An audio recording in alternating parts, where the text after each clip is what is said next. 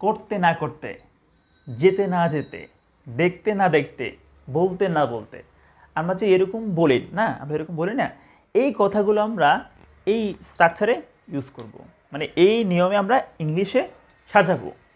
দেখেন, no sooner had he escaped, সে পালাতে না পালাতে, দেন দ্য পুলিশ, কি হবে, পুলিশ তাকে ধরে ফেললো। সে পালাতে না পালাতে তাকে পুলিশ ধরে ফেললো। তো আমাকে বুঝতে হবে, দেখেন, যখন একটা বাক্যের মধ্যে নো সুনার থাকে, এরপরে কি হয়, ফার্স্ট পারফেক্ট হয়। তার মানে এখানে হ্যাড আছে, এরপরে ভার্ব 3 আছে। আচ্ছা দেখেন, দেন এর আগে হবে ফার্স্ট পারফেক্ট, পরে হবে ফার্স্ট ইনডেফিনিট। এখন তাহলে কি হবে, এখানে পুলিশ সাবজেক্ট, ক্যাচটা খট হয়ে যাবে, ভার্ব 2 হয়ে যাবে। তাহলে কি হবে এখানে, খট। আসসালামু আলাইকুম ফ্রেন্ডস, আজকে আমরা right form of verb practice করব। তো আমাদের আজকের ক্লাসে খুবই গুরুত্বপূর্ণ এক্সাম্পলগুলো থাকবে। তো আমি এক্সাম্পলগুলো সুন্দর করে বুঝিয়ে দেব, আর কিছু এক্সাম্পল আমি এখানে লিখে দেব, আপনারা লিখে রাখবেন খাতার মধ্যে।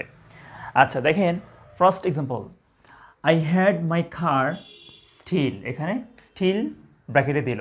স্টিল মানে হচ্ছে চুরি করা, স্টিল চুরি করা। আচ্ছা এখন আমাকে প্রশ্ন করছে যে এখানে কি হবে, এখানে কি স্টিল থাকবে নাকি এখানে স্টিলিং অথবা স্টোলেন, কি চেঞ্জ হবে এখানে? দেখেন, আপনাকে একটা বিষয় বুঝতে হবে, তা হচ্ছে কজিটিভ ভার্ব। আমি একটা ক্লাস নিয়েছিলাম কজিটিভ ভার্ব নিয়ে, তো ক্লাসটি আপনি দেখলে আপনি এই এক্সাম্পলগুলো একদম সহজেই বুঝতে পারবেন। আমি ক্লাসটার লিঙ্ক দিয়ে দেবো এখানে আই বাটনে অথবা ডিসক্রিপশন বক্সে, আপনি ওখান থেকে দেখে নেবেন, তাহলে এগুলো আপনার বুঝতে একেবারেই সহজ লাগবে। দেখেন আমি বলি, আই হ্যাড মাই কার, এখানে হ্যাড আছে, আমরা জানি হ্যাড মানে কি, হ্যাভ হ্যাড হ্যাড।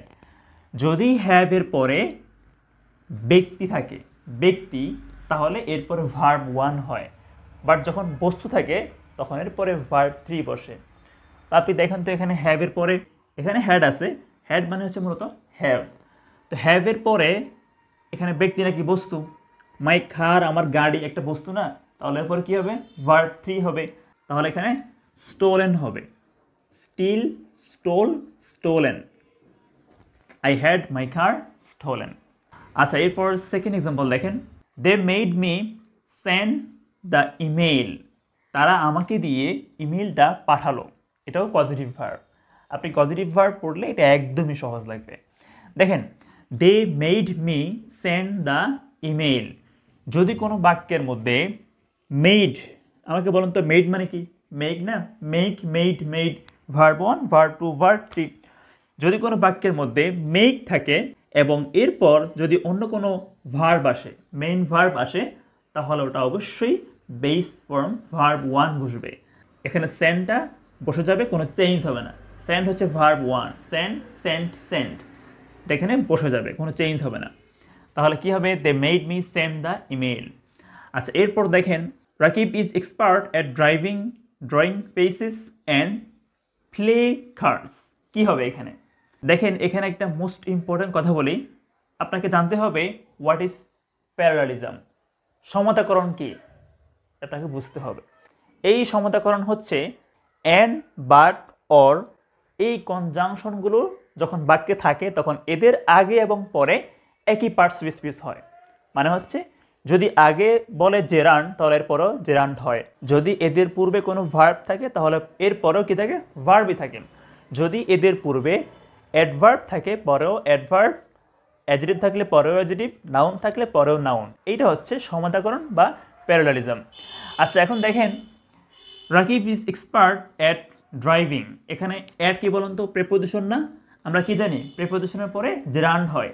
তাহলে এখানে অ্যাট যেহেতু প্রিপোজিশন, নিঃসন্দেহে এটা কি হবে, জেরান্ড হবে। তো যেহেতু এটা জেরান্ড, তার মানে কি এটাও জেরান্ড হবে, এর পরটাও কি হবে, জেরান্ডই হবে। তাহলে দেখেন, driving gerund, drawing gerund, and এখানে কি হবে, প্লেয়িং হবে। আমরা কি জানি জেরান্ড হচ্ছে ভার্ব প্লাস আইএনজি, তাহলে এখানে প্লেয়িং কার্ডস হবে। তাহলে বাক্যটা হবে, Rakib is expert at drawing faces and playing cards. আচ্ছা এখন আমি এখানে আরেকটা এক্সাম্পল দিই, খুবই ইম্পর্টেন্ট। দেখেন, যদি আমি আপনাকে এটা না বলে অন্য একটা এক্সাম্পল বলি, মনে করেন যে আমি আপনাকে বললাম Rakib wants to come walk and play with us. এর মানে হচ্ছে রাকিব আসতে চায়, আমাদের সাথে হাঁটতে চায় এবং খেলতেও চায়। তাহলে এখানে কি হবে দেখেন তো, যেহেতু এখানে টু আছে, আমরা কি জানি টু এর পরে ভার্ব ওয়ান বেস ফর্ম হয়। তো টু এর পরে যেহেতু কাম ভার্ব ওয়ান বেস ফর্ম, তার মানে এটাও ভার্ব ওয়ান হবে, এটাও কি হবে ভার্ব ওয়ান হবে। তাহলে এখানে প্লেই থাকবে, কোনো চেঞ্জ হবে না। আচ্ছা, আমি এখানে আরেকটা এক্সাম্পল বলি সেম পার্সিভ স্পিচ কীভাবে হয়।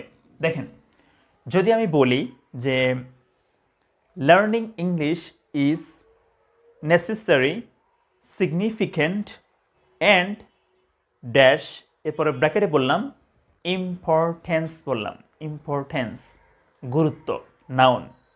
এখন দেখেন আপনি, লার্নিং ইংলিশ ইজ নেসেসারি, প্রয়োজনীয়, এটা কি অ্যাডজেক্টিভ। এরপর সিগনিফিক্যান্ট, তাৎপর্যপূর্ণ, এটাও অ্যাডজেক্টিভ। তাহলে আপনি দেখেন অ্যান্ডের আগে সিগনিফিক্যান্ট অ্যাডজেক্টিভ, নেসেসারি অ্যাডজেক্টিভ, এর মানে কি এর পরটাও অ্যাডজেক্টিভ হবে। তো ইম্পর্টেন্স তো গুরুত্ব, এটা তো noun.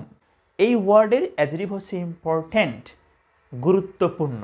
Important adjective, importance noun. তাহলে যেহেতু এখানে অ্যান্ডের আগে দুইটা ওয়ার্ড অ্যাডজেক্টিভ, এর পরটাও কী হবে অ্যাডজেক্টিভ হবে, এখানে ইম্পর্ট্যান্ট হবে। বাট যদি বলি দেখেন তো, আই নো দ্য নেসেসিটি, প্রয়োজনীয়তা, এটা নাউন। দ্য আর্টিকেল না, আর্টিকেলের পরে কি বসে নাউন বসে। I know the necessity, significance and important আপনাকে দিল ব্র্যাকেটের মধ্যে। কি হবে এখানে, যেহেতু এখানে দায়ের পরে নেসেসিটি নাউন, এরপরে সিগনিফিক্যান্স তাৎপর্য, এটাও নাউন, এরপরটাও নাউন হবে। তাহলে কি হবে ইম্পর্টেন্স এখানে হবে, এখানে ইম্পর্ট্যান্ট হবে না, ইম্পর্টেন্স এখানে বলতে হবে। তো এটা হচ্ছে সমতাকরণ, বুঝতে হবে।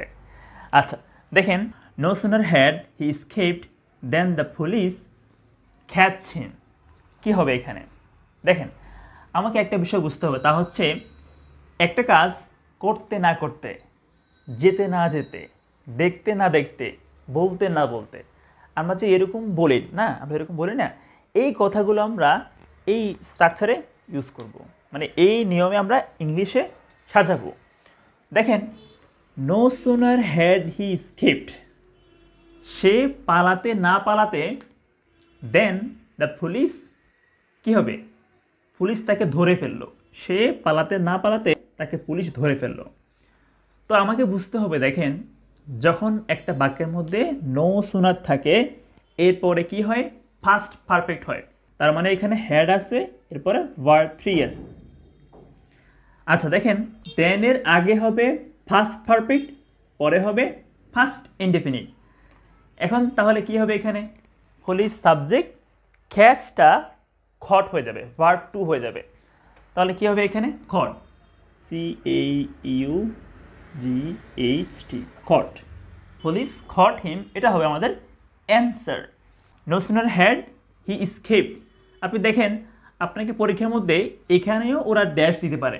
যদি ওরা এখানে ড্যাশ দেয়, তাহলে এখানে নিঃসন্দেহে ভার্ব 3 বলবে। জানতে হবে দেনের আগে ফার্স্ট পারফেক্ট মানে had plus verb 3, had plus verb 3, আর দেনের পরে ফার্স্ট ইনডেফিনিট মানে ভার্ব 2। আচ্ছা এখন দেখেন, এই স্ট্রাকচারটা আরও দুইটা নিয়মে হতে পারে। তা হচ্ছে এখানে নো সুনার না বলে বলতে পারে স্কার্সলি অথবা হার্ডলি, এটাও বলতে পারে। হার্ডলি বা স্কার্সলি যাই বলুক একই অর্থ বোঝায়, কোনো পার্থক্য নেই। তবে একটা বিষয় মনে রাখবেন, এখানে হার্ডলি বা স্কার্সলি বললে দেন না হয়ে এখানে ওয়েন হবে, ওয়েন। বাকি সব সেম থাকবে, অর্থও সেম, স্ট্রাকচারও সেম। এটা খুবই গুরুত্বপূর্ণ এক্সাম্পল, এখান থেকে প্রশ্ন করতে পারে, খুব কেয়ারফুল।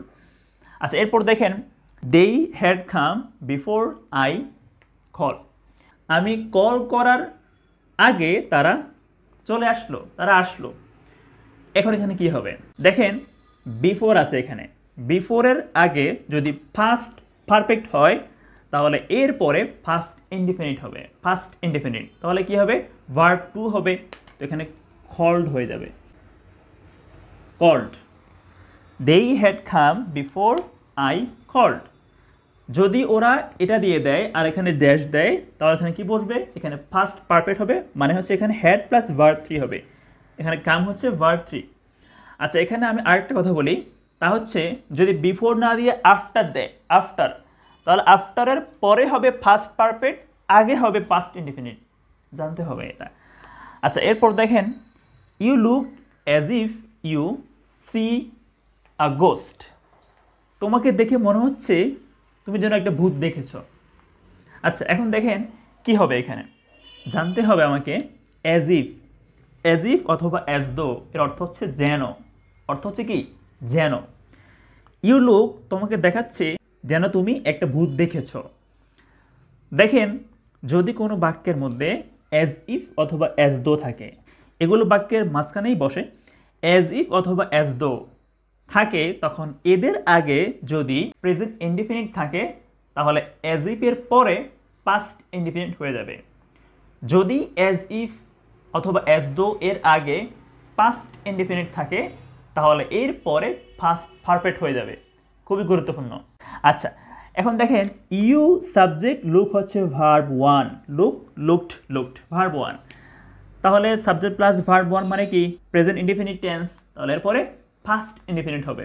তো কি হবে এখানে, ইউ স হবে, saw. You look as if you saw a ghost, এখানে ভার্ব 2 বসবে। যদি বলতাম যে ইউ লুকড,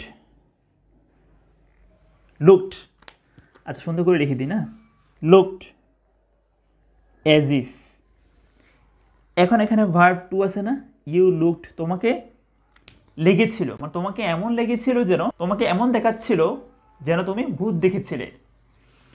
তো এখন দেখেন যেহেতু এখানে ফার্স্ট ইনডিফিনিট টেন্স, এরপরে কি হবে ফার্স্ট পারফেক্ট হবে, তার মানে এখানে you had seen a ghost হবে, খুব ইম্পর্টেন্ট। আচ্ছা এখানে অ্যাজ ইফ না বলে অ্যাজ দো বলতে পারে, কেয়ারফুল।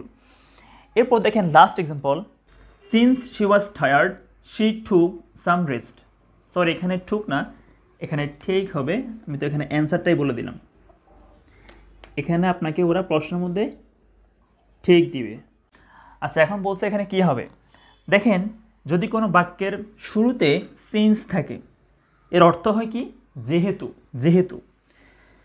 যখন কোনো বাক্যের মধ্যে শুরুতে সিন্স থাকবে তখন উভয়টা একই টেন্সে হবে, এর মানে হলো সিন্স যুক্ত অংশটা যদি ফার্স্ট টেন্স হয় এর পরটাও ফার্স্ট হবে, যদি হয় প্রেজেন্ট টেন্স তাহলে এর পরটাও প্রেজেন্ট টেন্স হবে। এখন দেখেন যেহেতু এখানে সিন্সের পরে আছে শি ওয়াজ টায়ার্ড, সে ক্লান্ত ছিল, এখানে আছে ওয়াজ, এটা কি টেন্স, এটা ফার্স্ট টেন্স, তাহলে এর পরটাও ফার্স্ট টেন্স হবে, সো এখানে টুক হবে, she took, take, took, taken, verb 1, verb 2, verb 3, তাহলে এখানে কি হবে টুক হবে। আচ্ছা এখন দেখেন এখানে যে আমি অ্যাজ ইফ বললাম, যদি কোনো বাক্যের মধ্যে সিন্স থাকে মাঝখানে, কেমন এরকম শুরুতে না হয়ে মাঝখানে বসে, তাহলে অ্যাজ ইফের যে নিয়মটা আমি একটু আগে বললাম একই নিয়মই হবে সিন্সের ক্ষেত্রেও। তো এই হচ্ছে আজকের ক্লাস, দেখা হবে অন্য কোনো ক্লাসে, ভালো থাকবেন, আসসালামু আলাইকুম রহমতুল্লাহ।